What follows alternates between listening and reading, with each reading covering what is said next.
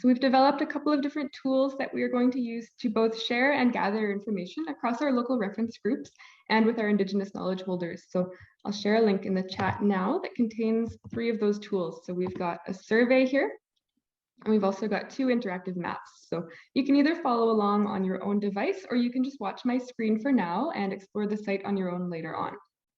And as Emily mentioned, in addition to these tools, both Emily and Richard are available to have more in-depth individual conversations with you if you feel that your priorities aren't captured through these tools or you'd like to discuss things confidentially. So that is something to keep in mind, and we'll follow up with people directly after this as well. But if you have a look at the link I just shared, you will see our community engagement website for the Mid-Columbia Kootenay hydrologic region. So we'll walk through the site together step by step today over the next half hour. And again, yeah, you can either just follow along here or you can just watch my screen for now. Starting at the top of the page here, we do have a map of the area of interest. So this is probably quite familiar to everyone by now. We're looking at the east shore of the north end of Kootenay Lake up into the Purcells, over to the Slocan Valley, and then west towards Arrow Lakes. So that's our area of interest for today. And then scrolling down the page here, we have a written survey under the heading, What Matters to You? So the intention of this survey is to capture the group's broad general values and priorities. And then after that written survey, we will look at how you can share more location-specific knowledge or recommendations with us. So we can have a quick look at the survey now together just to make sure everyone understands these questions and how they're formatted, and then we'll move on to those more location-specific tools. So the first page of the survey here is just going over some general consent. We'll be keeping responses to the survey anonymous, but we are asking people to provide their email address just so we could follow up with you if we do have any questions for you about your responses. And then just hoping that people can indicate to us what their connection is to this region. So you don't necessarily need to live in this hydrologic region to participate in our process here. We just would like to know what your connection is to the area. And then moving on from there, the second page of the survey here is the first of 4 questions. Oh, no, sorry, we're still in the general stuff here. So here we're just looking at your broad concerns and values in relation to water monitoring in the region. So kind of what are your primary concerns, identifying what those key priorities or concerns are, if there are any specific watersheds or water bodies that stand out to you that you would really like to see monitored. You can indicate those here. And then also, what benefits do you anticipate from an expanded water monitoring network in your region? So in other words, why are we doing this, or why is this important to you? Is really helpful for us to know. And then moving on to the next page of the survey here, page 3, we have a series of 4 questions where we're asking you to rank your priorities for monitoring. So in this case, we're looking at hydrometric monitoring. So either stream flow, or in the case of lakes and wetlands, looking at water level, and just asking you which of these kind of attributes or selection criteria would be highest priority to you versus ones that you might see as less important for monitoring. So we know it would be really tempting to say that every single one of these features is really high priority, but like Martin said, we do have limited resources and we can't monitor every single water body. So if you're able to identify what's most important to you and what might be less important, that's really helpful for us as we do build out that priority monitoring matrix. And then below each of these ranking questions, there is a comment box. So if we've missed any important criteria here, or if there's anything else we'd like to mention with regard to hydrometric monitoring specifically, you're welcome to leave a comment here. And then we've got a similar question here looking at water quality. So that could either be continuous monitoring of water temperature or discrete sampling for nutrients or minerals or dissolved oxygen and things like that. And again, just ranking which types of water bodies you think would be most important to monitor in this region. Number of options here. And then again, a comment box here if we've missed anything that you think is very important to monitor. Similar question here for climate stations. And then finally, we've got a very similar question for groundwater. And Beyond those ranking questions, there's one last page here where we're just looking at your kind of cultural values, or if there are any considerations you'd like us to take while we're conducting the monitoring or installations, just to make sure that we're being respectful of important cultural sites or anything like that. And again, if you'd prefer to discuss those things confidentially, you're welcome to contact Emily or your local reference group coordinator, who is Richard. And we've got one final open-ended question here, just asking for any other general comments or values or concerns that you'd like to share with us. So that's the survey. We're hoping that everyone can complete this in the next couple of weeks. I think we'll leave it open for 2 weeks. So if you're able to get to that in the next couple of days, that would be fantastic. And then we can follow up with people as well if you have additional concerns that you'd like to share, or if we have questions about your responses, that would be great. After you click submit here, you can't go back in and edit your responses, but if you think of something else after you submit your response, you're welcome to submit it again, and you can skip the questions that you've already answered, or you can always just send us an email if you have some additional ideas after submitting the survey. Additionally here, all of the questions are optional aside from the first two, so if there are any areas here that you don't feel comfortable commenting on, you're welcome to just move on to the next question there. So that's the survey. Did anybody have any questions about the survey or how it's formatted before we move on? All good? Okay. So continuing to scroll down the page here, you'll see two maps under Tell Us About Your Watershed and Explore Your Watershed. So the first here is our knowledge sharing platform.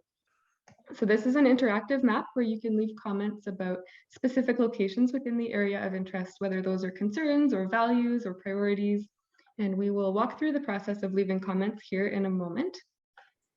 Continuing to scroll down under Explore Your Watershed is the second map. So this is what Martin was talking about, all of the work that Mac Hydro has done to assemble layers of all of our existing hydrometric stations, where groundwater wells are, where people are getting their drinking water from, locations of ski resorts, snow survey stations, climate stations. So any of these layers can be turned on or off, and you can just explore kind of the data that's available for your region.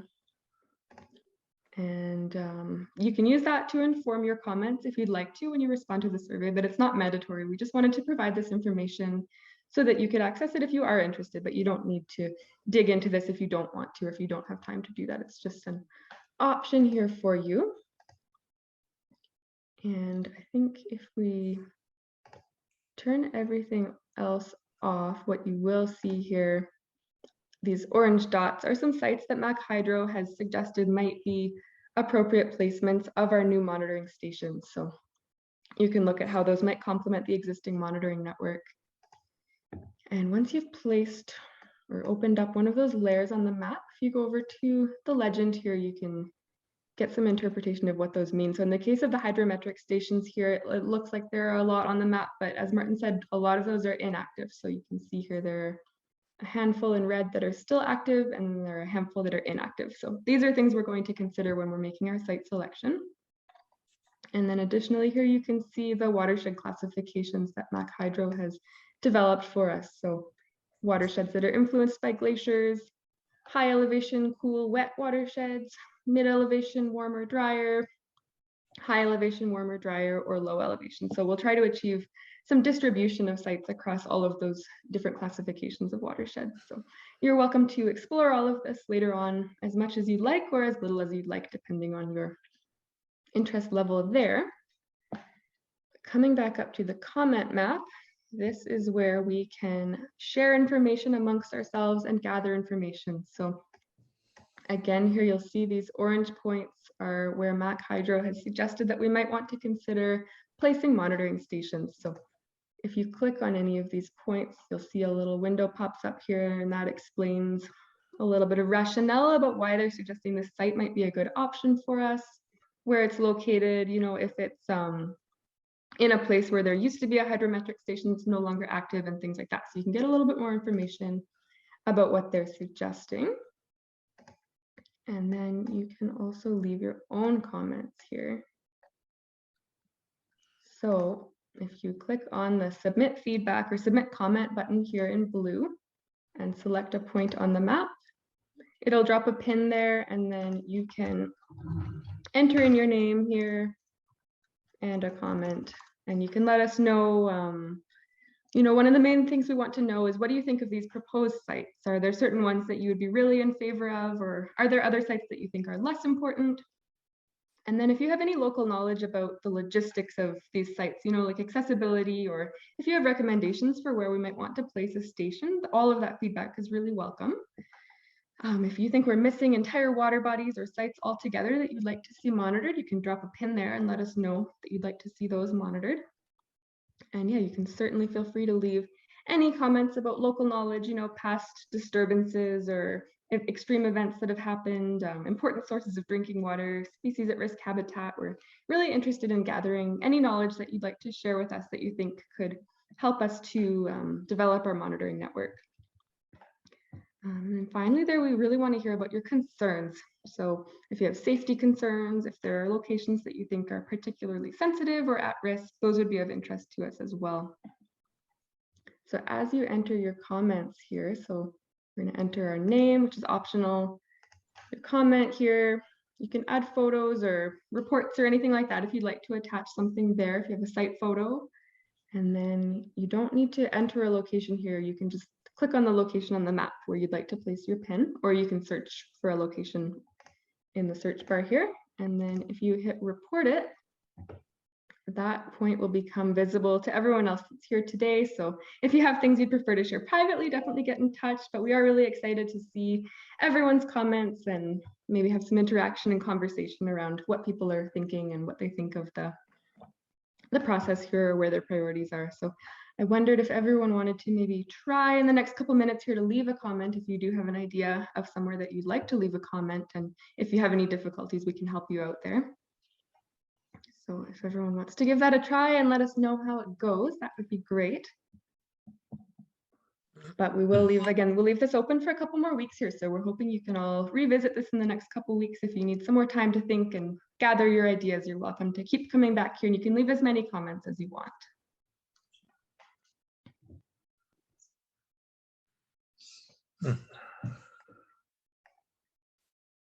Thank you, Paige. Were there any questions about any aspect of the tool or the project?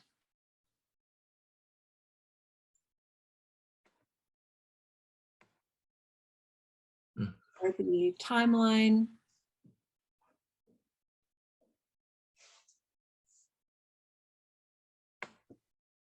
Hey, it's Rory here. I wouldn't mind just asking a quick question. Great. It's great to see these points on a map, and it's a really diverse network of locations. So I was just kind of curious, like, how many of those would be funded and maybe say in like a 2-year period, or just kind of curious to see what that looks like in terms of them actually getting installed over the next couple of years. If it's these sites, or it's these number of sites, but elsewhere, or what? I can speak to that, perhaps. What we're faced with right now is a time frame that we have hydrometric data tools on order right now. We have 3 meteorological stations that we have to get up as well. So there's a time frame on the short term, and that's why we're leaving this open only for the 2 weeks to make some of these decisions. But don't feel that you're trapped in that time frame. That's our time problem. What we're asking of you is to indicate to us what areas are important to you. And it doesn't matter whether it's important to you because you pick berries there, because you ski there, because you like to fish there, or because you're threw your dog's ashes there after cremation. It brings it home as to a very personal reason to why you might want to have that. And in some cases, it might be very useful to have a meteorological station someplace nearby that would impact your business. And that's also a criteria that's quite happy. We're quite happy to accept all of that. But remember, this is a pilot program. And secondly, it's going to go on for years. So what you say today on that map or in your comments may not happen this year, but next year or the year after. And it all feeds into the same data mill, and we give some guidance to the scientists who are actually saying, well, scientifically it would be best to have it here. So you're having an influence on what's happening in this area. And Richard, thank you for that. That was a great answer. And Rory, to your question about budget, I mean, the priority monitoring matrix has a 10-year plan to it, and with that comes an attached about $50 million budget. 30 for laying out equipment and then community priorities. So it's not a cheap undertaking. It's really ambitious. It's a region-wide undertaking. It's for 10 hydrological sub-regions, and these are the first three pilots that we're testing, and then it's an iterative process to see how we can fine tune it and make it more efficient in the long run to answer the questions that need to be answered to allow adaptation options to increase. And so it's not a small undertaking in the long term. Thanks, guys. Super helpful. I see someone's got a question. Oh, Greg, would you like to unmute yourself? Yep. You can hear me? Yeah, perfect.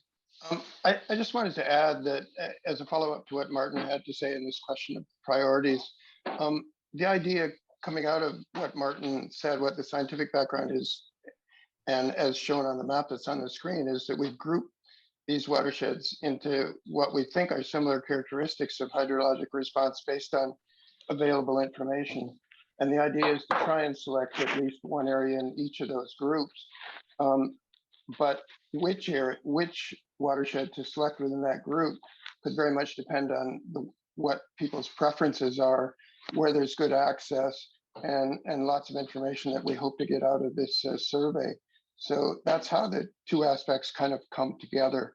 And the number will obviously be controlled somewhat based on budget, but again, they always can be added later, as was indicated. Thanks. Thank you, Greg. Shelley. Yeah, thank you. Very interesting. We're happy that you invited us to partake in your information survey. For those of you who don't know who we are Valkyr Adventures. We have 3 ski touring lodges at the height of land in the Valkyr Range, which is to the east of the Arrow Lakes. And the Arrow Lakes tends to be like generally forgotten, and abused. It's like, the reservoir and all. And we've lived here for, over 40 years, and have just above on the east shore of the Arrow Lake. And then we have our lodges up at the height of land. And so, we might be able to offer some locations for stations at the height of land. We could talk with whoever about this, and if they found that they were useful. But on that last screen, there were dark outlines on some of the map areas, and if you look at like on the Arrow Lakes, where Tate Creek is, like our in that large blue section is pretty much where our tenure is. And I was wondering what those outlines meant.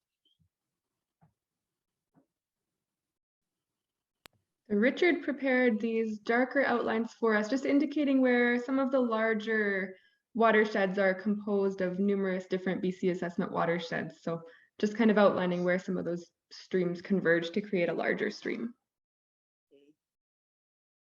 So we have 3 lodges that are near the height of land in 3 different locations. They're, 10 to 12 kilometers apart, north to south on the Valkyr Range, at Namalton Mountain, and then one at Hilda Hut, and then one over at Mount Lacaro. So they feed, the snowpack, feeds to both sides of that Valkyr Range into the Arrow Lakes or into the Burton Creek drainage.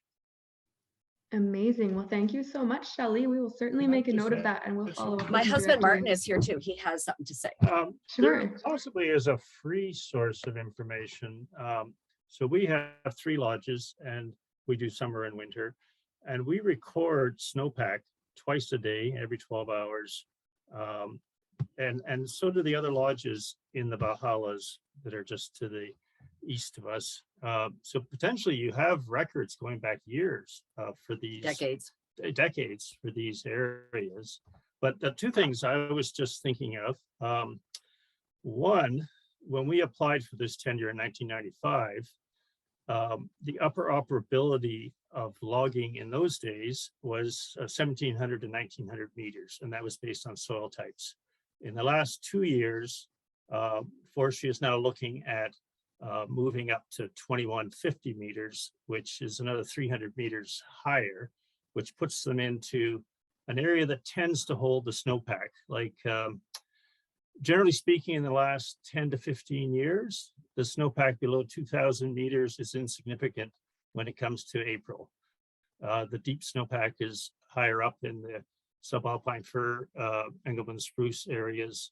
And so I think your hydrological studies are going to be impacted in that they're all of a sudden looking at moving higher to take that, which is at this point sheltering the snow and feeding it out slowly. The other factor is last summer, the octopus wildfire ran up the east side of this blue area and destroyed a lot of the forests in that area. And so I think the hydrological effect is going to be releasing the water quicker. And just to give you two examples, we have a water license also on our property just below the range, which is very small. It's about 8 square kilometers, which is tiny, which also had the octopus wildfire run through. That had a hydrological study done by Tony Salloway back in the 90s. So there is a reference point to what was there. And with the fire running through, I think it'd be interesting to see how that transpires, because there is no connection of that watershed to the Alpine, whereas all the other ones, Tate, Burton Creek, Coe Creek, they all feed out of the Alpine. And we did see this last summer, some of the high Alpine lakes, and I'm talking 2,200 meters, 7,000 plus feet, were significantly lower than we have seen recently. And just to give you an example, the snowpacks in this range in the 90s were 5 meters. And in the valley bottom, we would see, I've got two different things here, 4 feet of snow. And now the snowpack generally is about half that. So it's hard to say what's driving that. There's a lot of factors at play there, but there's definitely variables in the snowpack high up. Anyway, that's my 2 cents worth. Okay, well, thank you very much. Yes, Paige will probably be getting in touch with you as far as getting more snow detail, and I know that some of the snow people, other snow scientists that are studying these things, will also be very interested in hearing more about that. In addition to what I'm doing now is I'm also president of the Arrow Lake Environment Stewardship Society. So I want to talk some more to you about that particular area that you're working and what we might do with respect to that octopus fire as well. So I will be getting in touch with you, but do fill in anything that you want to write into the work, into the mapping and the feedback system that Paige, and with the help of, and I want to acknowledge it right now, Maggie Finkel, who's on my screen, is right beside her, did most of the mapping on that, and they've done a beautiful job on designing something which I hope can capture everything that we have, that we want to do. Anyway, it's coming around to near the end. We have about 5 minutes later. If there's any other comments, we'd be happy to hear them. And this is a perfect example of the type of local expertise and knowledge, concerns and priorities we're looking for. And we've developed the tool to capture exactly that. And so those comments and feedback can be done via the survey tool we just introduced, or by contacting your LRG coordinator directly.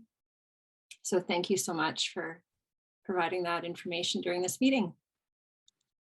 It's a perfect representation of what we're looking for. And also to this tool, while we've identified a certain list of people who we feel can contribute to this, not everyone's here. And if you maybe know someone who has this type of knowledge and you think would be able to provide valuable feedback to the survey, please feel free to share the link. It will be live until June 1st. Did you want to speak to next steps, Richard, and in closing? Yes. Yes, thanks.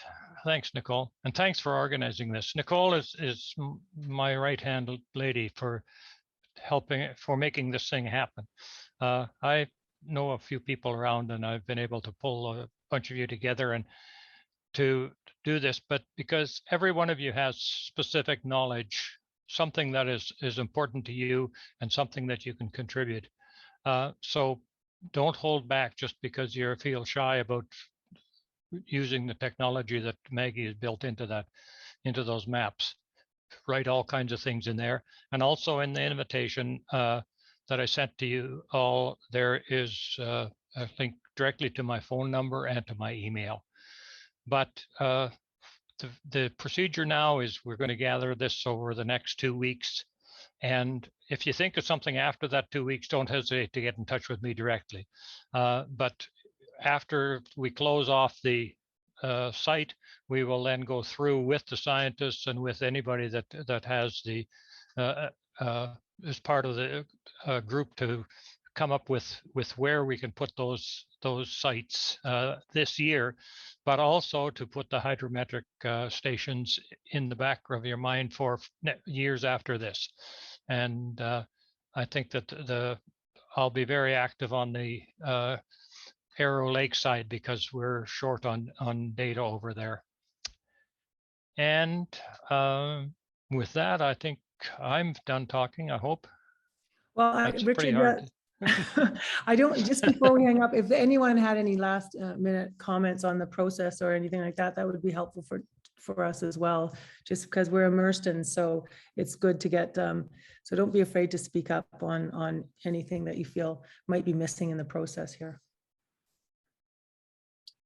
And also, Paige, did you want to speak to the data synthesis that will be taking place and what we will be presenting to everybody by email? For sure, yeah. So no matter how these comments come in, whether you fill in the survey or you talk with Richard or Emily directly, we will be incorporating everyone's feedback into our decision-making process to build this priority monitoring matrix that will give us the actual structure to help determine which sites we are going to select now and then into the future. So we'll be kind of incorporating everyone's feedback, balancing that with the science needs and perspectives throughout the month of June. And then towards the end of June, we will send out sort of our preliminary proposed network to all of you. And if you have any last minute feedback at that point, you're welcome to provide it. And then we do have quite a bit of equipment en route to us right now. So we'll be installing some stations and monitoring sites throughout July, August, and into the fall. So really looking forward to this. And if you have any questions, definitely get in touch with Richard or myself or Emily. We're all happy to talk with you and learn more about what's going on where you live and get your perspective on this. Okay, and I've put my telephone number and my email in the chat box in case you haven't kept the invitation to this. And okay, everybody happy? One more thing, I'll be sending an email out with a link to the tool as well. So you will receive it in your inbox. And Nicole, have you, will we be sending out a summary of this meeting, the same as we did last time? Yes, yeah, we will. Okay. Yeah. Great. I'd really love to have the slide decks. They're quite helpful when I'm trying to convey this information to other people. Great, thanks for that, Leah. Sure, Leah, do you think you'll be passing this on to other people? Like we can send you some other resources as well. Maybe that would be helpful if you're sharing it with other directors or anything like that. Yeah, I would like to share it with, particularly with my mayor, who's very, very on side, but he's filling in the details, and I want to share it with my council as well. So any tools you can provide me would be wonderful. Thank you. Okay, we can follow up with you directly then. That would be fantastic. Thanks so much for your time today, everybody.